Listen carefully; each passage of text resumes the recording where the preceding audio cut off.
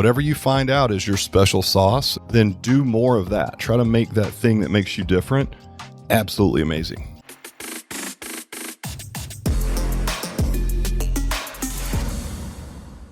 Ladies and gentlemen, Matt Hellen's back in the studio. What's up, buddy? What's happening? How are you doing? Man. I'm good. I just got back from the ProFit Summit, I think it's called. Yeah, I saw that. They do some really cool like hype videos. Like Tim always rocks it up, like their social and stuff. You know, just watching you like running onto stage. I'm like, my God. Yeah, they went all out. His crew. And literally, I came off stage, and some guy walked over and said, "Hey, turn your AirDrop on and drop me that video." It was within 5 seconds of me coming off stage. For real? For real. Wow.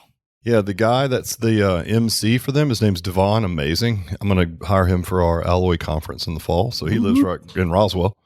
Really? But that's all he does is MC events, and he's amazing. And so we had to submit our our walk-up music beforehand. Everybody had different walk-up music. Can you guess what I used? There's no way you're going to guess. No, what was it? Have you ever seen the video with Deion Sanders when he's hyping up Jackson State and he's like, "Play my theme music," and it's like, doom, doom. I think it's called "Here I Go" by Mystique or something like that. Is it an actual new song or is it an old song? I don't know. I'll play it for you and let you know. But it was funny because Devon was like, "Oh, this is my jam" when it came on, because if you know that video, it's pretty hype. I'll show you the video after. But anyway. Oh yeah, y'all ready for this? Right. That's like something Will Ferrell would play before he coaches kids soccer. All right, Matt, I'm going to hit you up with the did you know. Did you know where the saying "close but no cigar" comes from? The cigar shop. No. So a long time ago, when people would play games at fairs, it was just adults that played the games. And so you wouldn't win like little prizes like you do these days for kids, like stuffed animals or candy.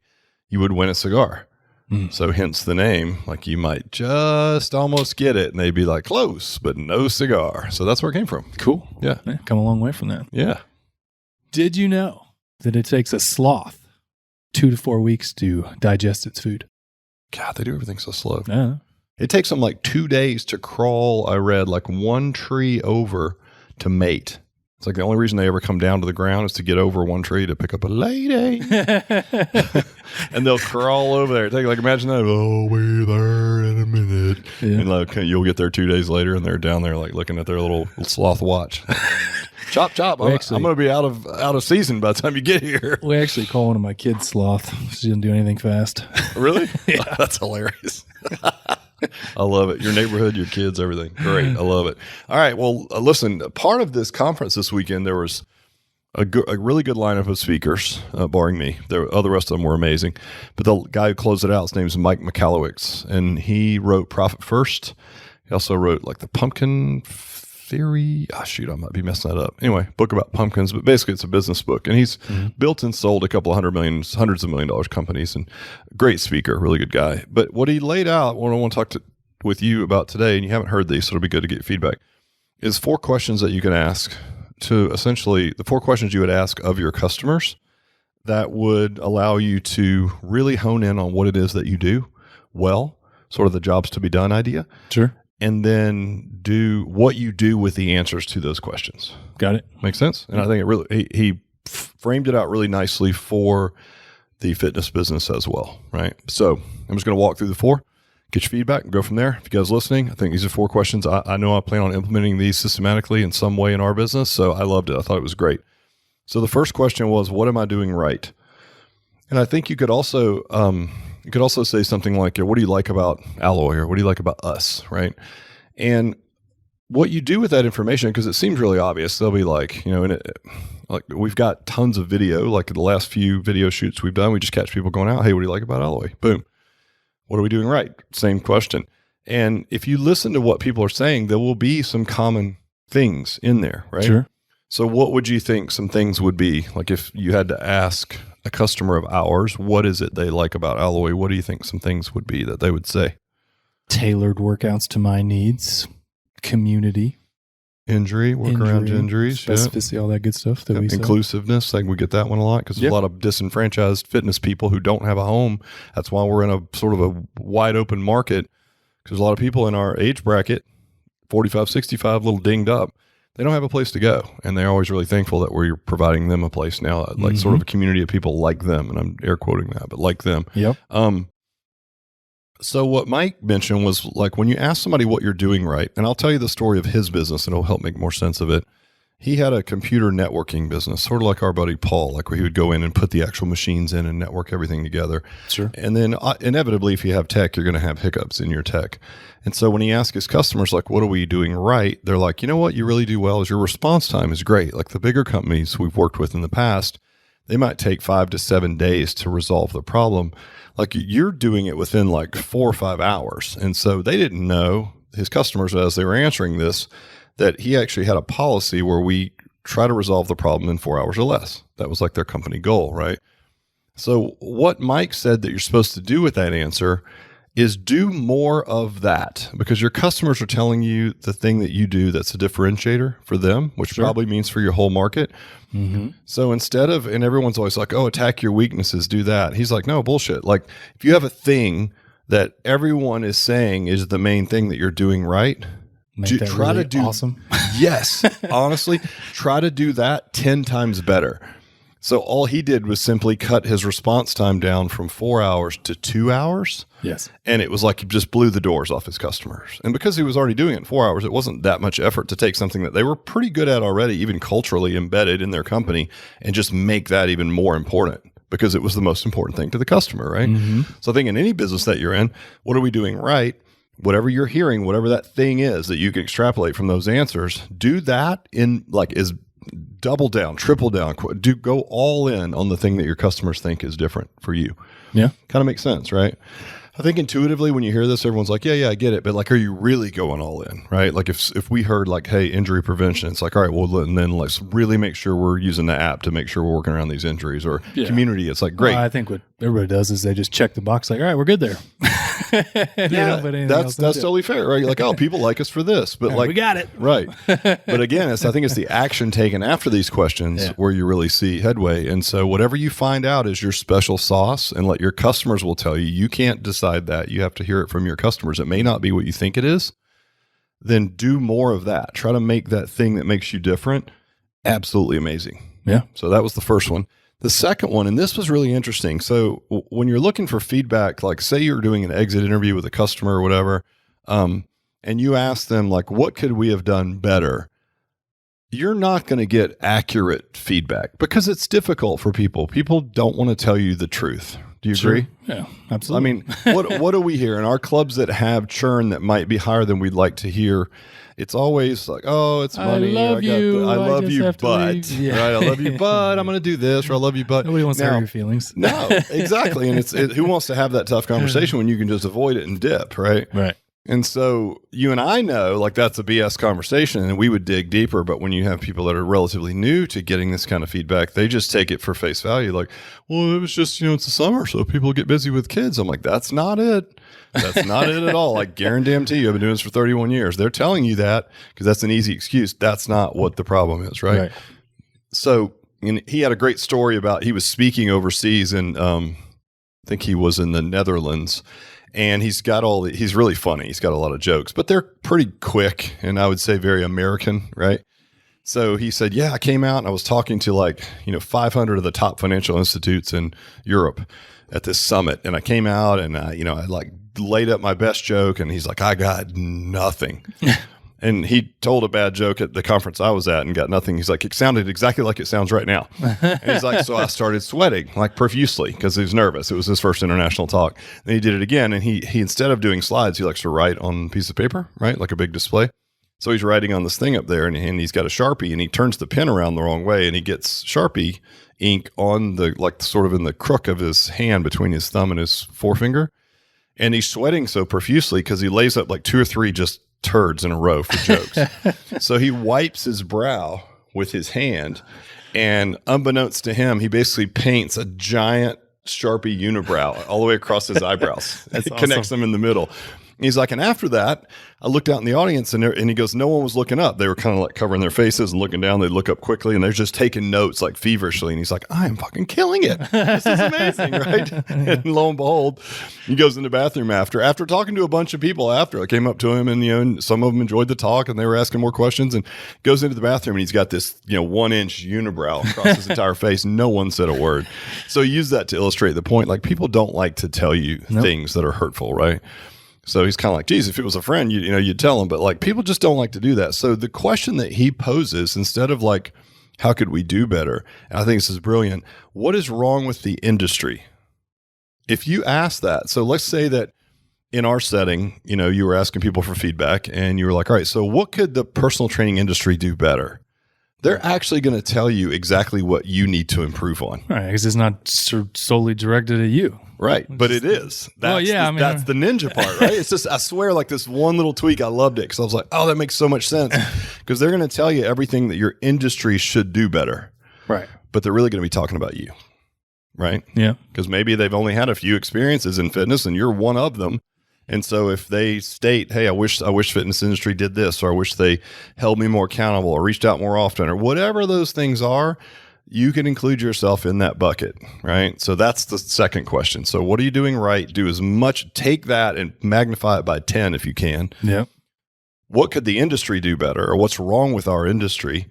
Listen to them. Yep. And they're going to tell you what you need to fix, right? At least to be operable. And then again, double down on your good stuff, but like, let's try to shore up the stuff that's just the most irritating things, right? The next one, the third question is, where do you hang out with people like you? And I think this one we know intuitively. So again, I'm going to tell it through his lens with a networking, like literally hardware and putting together networks. He also had a nice framework for like defining your best customers, and your best customers are they both pay the most and you enjoy working with them, right? Yeah. So you have two columns, and you really want both columns ticked to have good customers. Because we all know in the gym industry, you've got customers that come in a lot and you don't know why they do, because they seem like they hate you and they kind of make your life miserable, right? And we've all had those in our past. I mean, it's been a long time since I've run into anyone like that, but we've had those, and you're kind of like, why are you still coming here? You seem so miserable all the time. And some people are just wired that way, and they're just hard. They're hard to serve and hard to service, right? He used a couple of examples. He's like, my number one paying client paid me like $50,000 a month to maintain all this network. And they were a huge company. And they would say like, okay, we're redoing our infrastructure. So he would go ahead and order all these machines and be ready for the big install. And then they'd just come back at the last minute and be like, hey, we had a meeting today. It turns out we're not going to be doing that right now. We're going a different direction. He's like, great. Now I'm a relatively small company. I'm sitting on a warehouse full of thousands and thousands, hundreds of thousands of dollars in equipment that I don't have anywhere to put it, right? I've already purchased it. Right.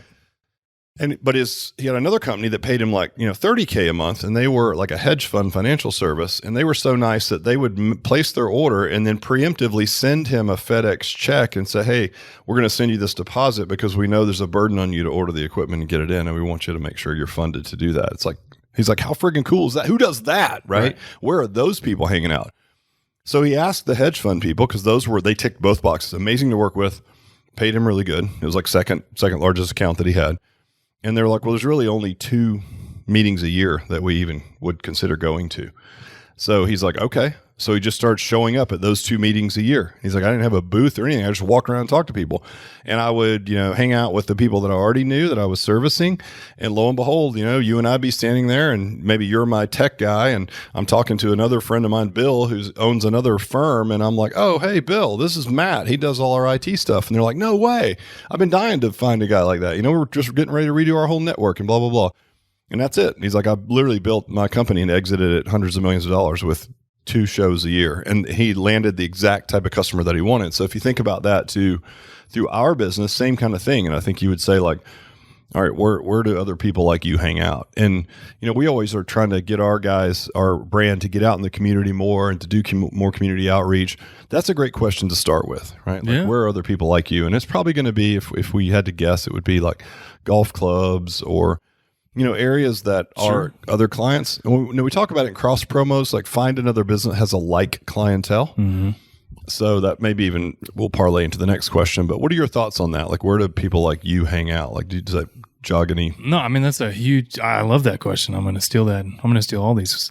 Yeah, I'll give you the whole framework. Great. Right. You know, we always seek out in our clubs to find the mayor anyway, right? That's that person that's already like your biggest advocate. So you could argue your best client too. And it's just a different way to frame how you find out who that person refers in, right? It's a different way to get in. Yeah, it's a different way to get in. Your efforts in the community, you're ensuring that you're going where your favorite customers go. Mm-hmm. So first you identify, you make 2 columns, pays me the most, enjoy working with them. And you want ideally to have people that tick both boxes, right? Because he also wrote a book, again, about pumpkin farming, and it was the difference between like industrial farming, which is more volume, or like specialized farming where they grow these giant pumpkins. And it's his idea that it's better to be the giant pumpkin grower. And you don't just water and seed like a field willy-nilly and hope whatever pops up, pops up. The equivalent to that in fitness would be like we service anybody that's got money, we'll take them.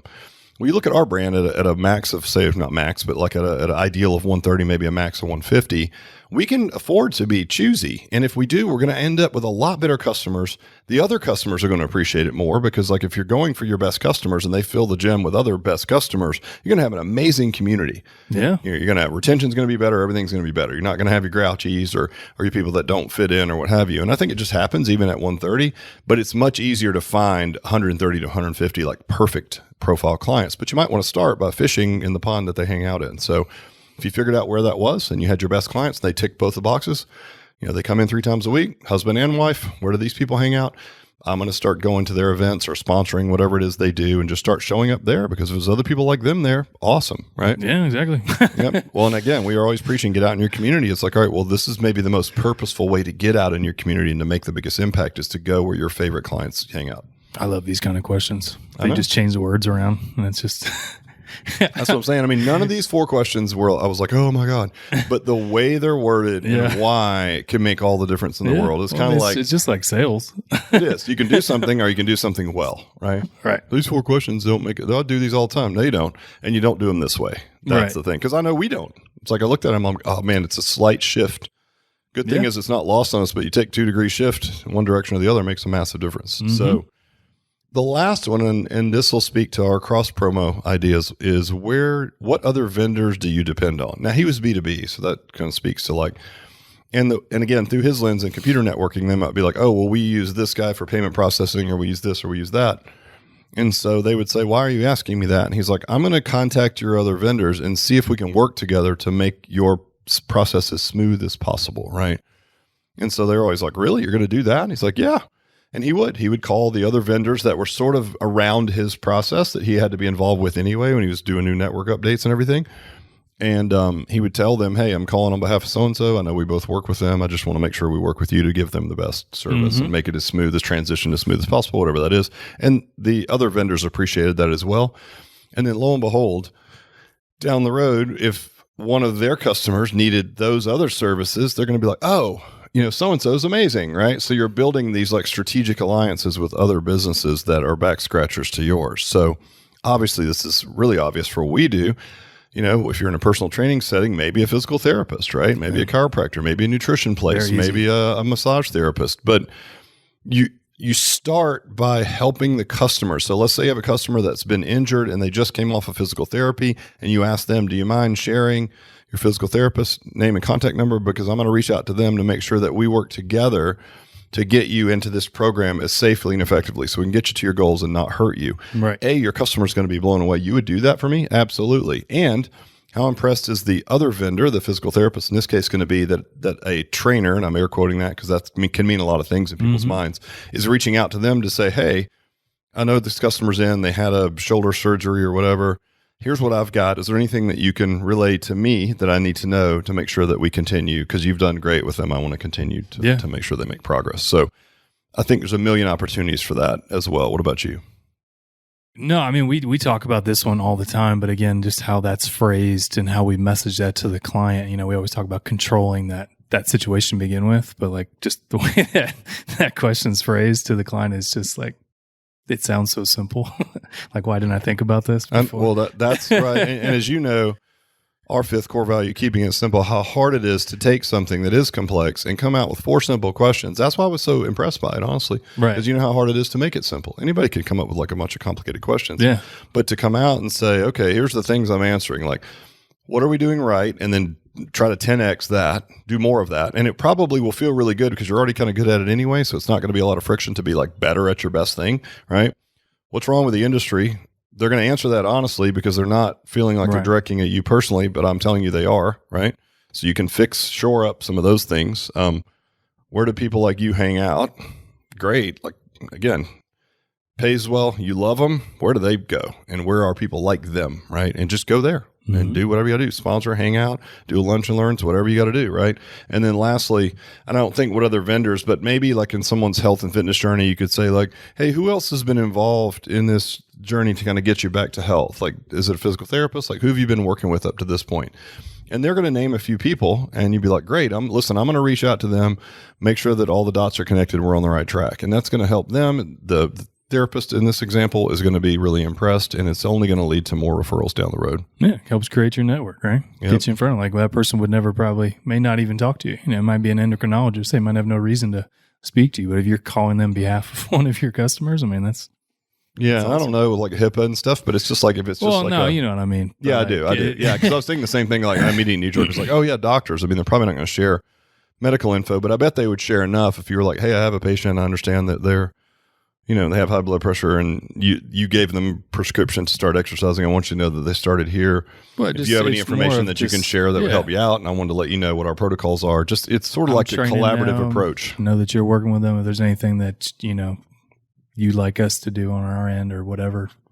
And imagine just the impact of then going back. Well, first of all, the customer saying, "Wow, you would do that." It's like yes, and then even going back to the customer, in this case, a client, and saying, hey, I spoke to your therapist, your physical therapist, and they said, hey, as long as we avoid these things, you should be good to go. So like I'm going to put that in the app and we're going to avoid these things. And I think we're going to be good to go. And which we've done throughout the time, obviously here, maybe not ask that specific question, but we always controlled it versus like, hey, you're going to go see this physical therapist. We have a relationship and we will speak to each other about your, what you can do, can't do, make sure we're on the same page. Right. So we would do it that way, but never just, who else has been involved in your health and fitness journey that we could talk to help you out? Yeah. That's pretty cool. So yeah, I think, again, it's, I saw it just like you did, man. I saw it a reskinned version of stuff that we would like to already be doing.